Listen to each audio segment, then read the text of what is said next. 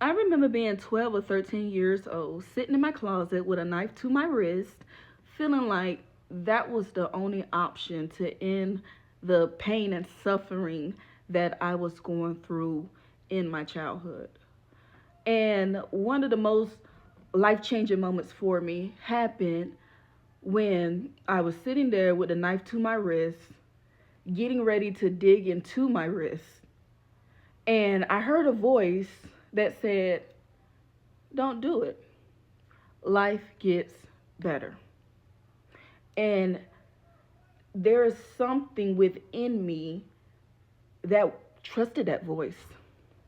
And I don't know what caused me to trust that voice, but it just felt trustworthy.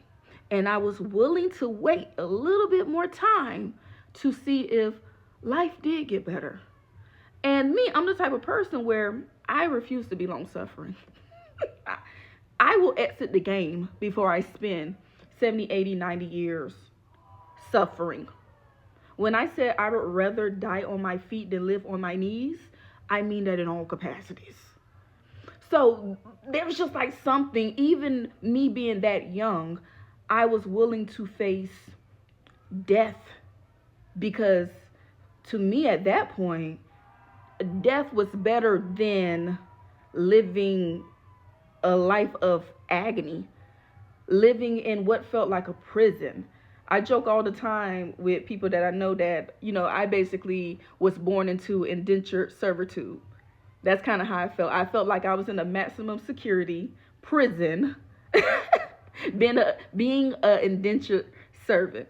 I'm literally the firstborn daughter. So being that, I grew up as literally like the second mother. Sometimes I joke with people and say my mother birthed her mother. Because even I felt like I was caring for her emotionally and taking on her responsibilities. And even to adulthood, it continued.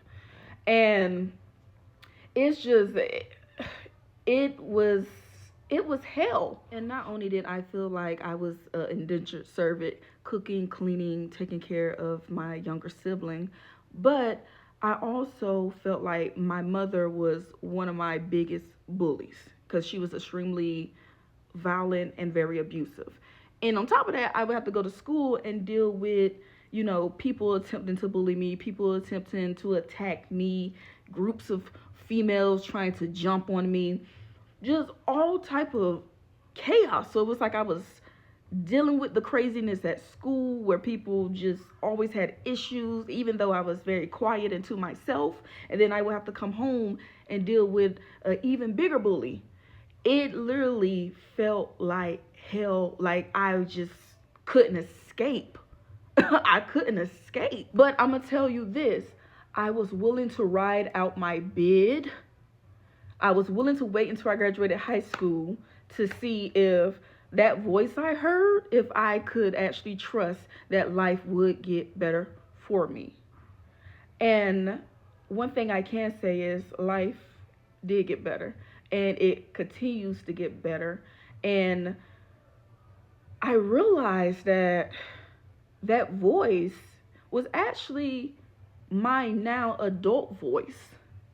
That voice that came to me was really a future higher self of me, if that makes sense. I didn't know the voice then, but now looking back, that voice was my current voice. And they always say like time is an illusion and all versions of you, all different parallel versions of you are currently in existence. So this current Jessica came came to that Jessica that was 12 or 13 to give her hope that life did get better. Okay, y'all, I'm back. I had to get it together. But one thing I will say, because of that experience that I had at 12 and 13, this is why I go so hard for my adult life. This is why I'm so intentional. I'm so driven to make my life the most enjoyable experience, worthwhile experience ever. Because no, I couldn't influence the childhood that I had and what I went through. However, I'm 100% accountable for the adulthood that I'm experiencing. I'm number one in the choices and the decisions that I make on what type of life I will live. And I just knew that even though I had heard this voice and I felt like, oh, this is, this is the divine, which we can't say it is because the higher self is connected into the divine. I also knew that I was going to have to be proactive in making the decisions and the choices to make sure that my life was worthwhile, that it did get better. So when I graduated high school, it was so important that I made wise decisions, that I didn't go around doing dumb stuff. Because I knew at the end of the day, I'm the only one I can depend on to have my back. Nobody else has my back. Like, there's nobody else I can fall on to. I'm number one. Me and God, that's all we got. So that pushed me to create a life that I love. And so many decisions I've made in my life has really been grounded on that decision. The decision to live my best life. The decision to know that Jessica has Jessica. Jessica is 100% dependent on Jessica. And this is why I've had to make the best decisions for me. And even when it came down to, even like getting divorced, leaving the military, leaving my corporate job to start my own business, removing myself from certain, environments, and removing certain friends and family members and a parent out of my life permanently. I have to do what's best for me. And I refuse to allow anything that is not in alignment, anything that is chaotic and dysfunctional and traumatic and abusive. I refuse to have it in my life because I don't have to. I've endured enough of that during my childhood. I refuse to bring that by choice into my adulthood. And this is why I tell people the things I tell them, because a lot of people don't realize that you have the power now to create the environment and the life you want. Don't continue to repeat the same nightmare of your childhood over and over by allowing chaotic, misaligned, dysfunctional, toxic, abusive people, places, and opportunities into your reality.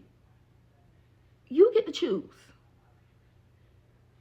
And I think a lot of people don't understand that they have the choice. You don't have to associate with abusive, toxic family members. Not even your mama, not even your daddy. If they're abusive and toxic, if they're users and narcissists, get those people out of your life. Stop feeling obligated and loyal to these toxic, dysfunctional dynamics. If the job makes you miserable, if this friend group don't seem like they really cool with you, you can't depend on them, they don't really have your back. If these relationships are not working out, why are you continuing to entertain them? Why are you continuing to cause your own suffering by choosing things that you don't have to choose? You always have another option, even if that means being solo. There's so many people who would rather have chaotic, dysfunction, abusive, toxic people and places and things in their life than have nothing at all. Me, I've chosen to, hey, I don't care if I'm walking in solitude, if I'm walking in solo, as long as I have peace, as long as I have joy, as long as I'm living the life I actually want to live. I refuse to settle for anything less. I'm willing to wait it out into what is for me, what's aligned, what I really enjoy comes to me. And those are decisions I've had to make, and I'm so proud of me. I'm so proud of the dedication and respect that I've poured into myself and towards myself, and how I've continued to show up for myself. Because that is what little Jessica wanted. Somebody that will show up for her and create this joyful, beautiful, adventurous life. And that is what I'm doing for myself now. And I think one thing that has helped to make sure that my life is joyful and peaceful is the fact that I'm not harboring negativity towards any of those experiences. Yeah, we go through, the anger and the rage, and those are just parts of the healing process. However, I truly understand that the things that people have done towards me were never personal. So many people are trapped in their own dysfunction, chaos, and trauma that they can't even see outside themselves. They don't even see you. All they see is their pain, their trauma, their chaos, and they literally just project it onto you. So, because I've realized that it was never personal, it was never about how lovable or how worthy I am or I am not. The thing is, these people, this, my mother, these people that felt the need to tear me down and things, um, even with my ex-husband and things like that, these people, the issues that they may have had with me was never actually with me. It was with themselves. And it was simply what they projected onto me. And I look at it like this. If anything, I'm thankful, because it's like everything that I have literally survived and overcome, it has made me hell of a person. It has made me a person that is not swayed and moved by people's opinions of me. I'm not swayed or moved by how people treat me. I'm not swayed or moved by people liking me or disliking me. I have learned to be very self-sovereign, very self-sourced, very self-validated. And that's thanks to everything I endured in childhood and in my younger years, everything that I've been through. It refined me. It made me stronger. It strengthened my mental, spiritual, even physical and mental muscle. So truthfully, I'm thankful because it really created a badass hell of a woman. So no, I don't hold malice towards anybody. If anything, I just hope that they're on their own growth journeys and evolution journeys to find their way back to themselves and love within themselves for themselves. And I'm thankful for the lessons learned, because though bad things happen to us, we can always find the positives that arose out of that situation, even if the only positive is that now I'm able to relate to other people that's been through this and help them out of their situations. So, like I said, stop taking it personal. It's not about you.